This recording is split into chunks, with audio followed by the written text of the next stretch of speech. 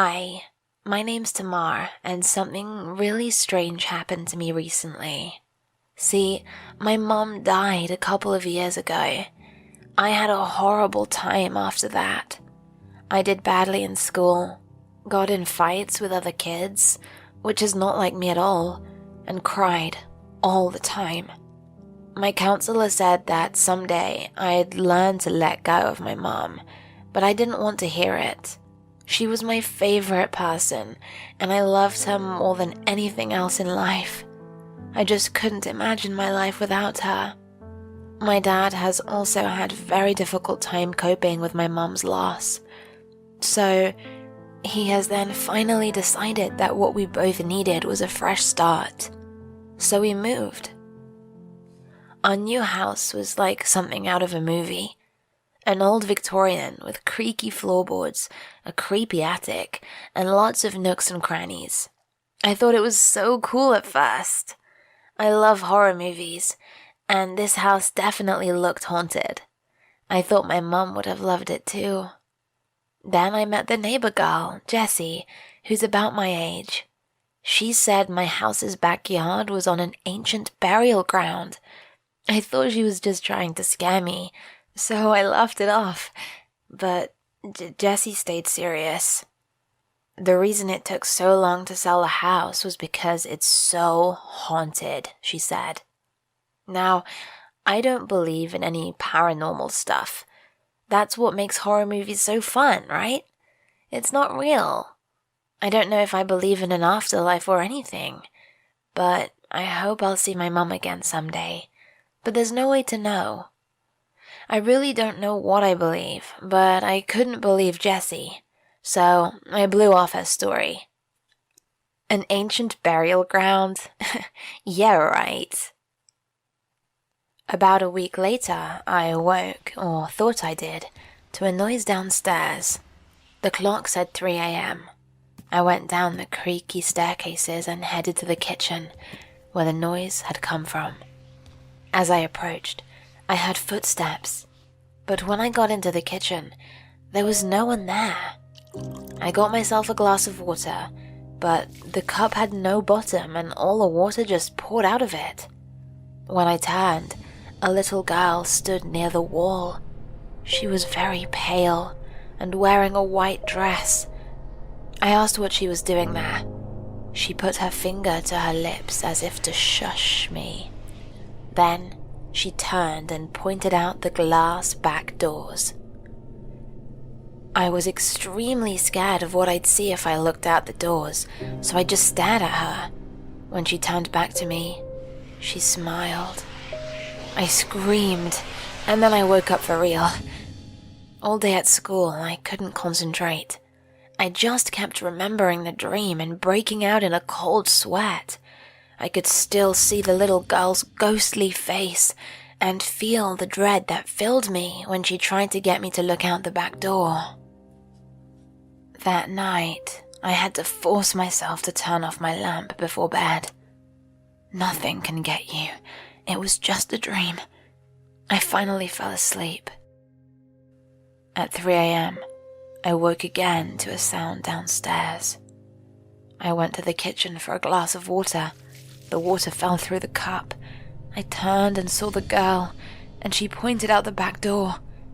As if in a trance, I turned to look through the glass doors, but as I did, I dropped my cup.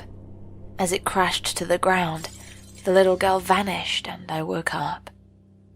Now I was really freaked out. The same dream 2 nights in a row? I found Jessie at school the next day and asked if she was serious about my house being on a burial ground. Yeah, why? She asked. I don't know, I mumbled. I keep having this weird dream. I told her about it. You're getting visited by a ghost, she said. When people build over top of cemeteries, it disturbs the dead. They become restless. They can't find peace. Whatever, I said. I don't believe in that stuff. I'm probably just stressed or something. But the next night, I had the dream again. At school, my history teacher asked if I was okay. "You look like you haven't slept in a week," he joked. That night, I tried everything I could think of. I watched funny movies before bed. I kept the lamp on while I slept. I even made a protection spell from some Wiccan site online and put it by my bed. But the fourth night, I woke at 3 a.m. and went down the stairs. The girl was waiting for me. This time, when she pointed, I turned and looked out the door. My backyard was filled with graves, cracked, dirty marble and crumbling stone.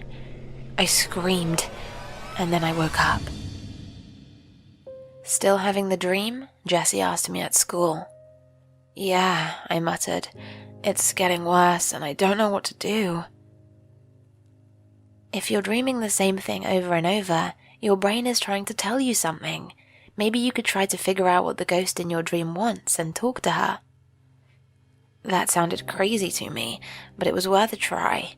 That night, when I woke at 3 a.m. and went downstairs, I could feel something in the back of my mind telling me this was a dream, the dream. I watched the water pass through the bottom of my cup. See, it can't be real. I didn't want to turn. I knew when I did, I'd see the girl's pale face, but I made myself do it. The girl pointed out the back door. I looked out and saw the graves. The stones looked old, but the earth around them looked freshly turned. I wanted to scream, but stopped myself. The girl stepped forward and took my hand. I almost freaked out, but I heard Jessie's voice telling me to figure out what the girl wanted, so I let her lead me to the back door and open it. When I stepped outside, there was no graveyard, only a bright summer sky and a beautiful lawn full of all the flowers my mom loved best. A strange sense of calm came over me. I understood suddenly that the girl in my dream wasn't really a ghost. She was my own brain, telling me I had to let go of my grief, that my mom would always be around me, in the flowers and the air and my memories, but I had to stop living like a restless spirit. I turned to the little girl beside me. "I understand now," I told her. "You can go and find your peace." She didn't reply, just walked out into the flowers and eventually faded away. I never had the dream again. I still think about it sometimes, and a shiver runs up my spine. Our dreams really do hold a mirror up to our waking lives. Mine was scary, but it taught me a valuable lesson about letting go. I still miss my mom every day, but I know that wherever she is, she's at peace, and I'm trying to be at peace too. What did you think of my story? Have you ever had a recurring dream? Share in the comments below, and don't forget to like and subscribe.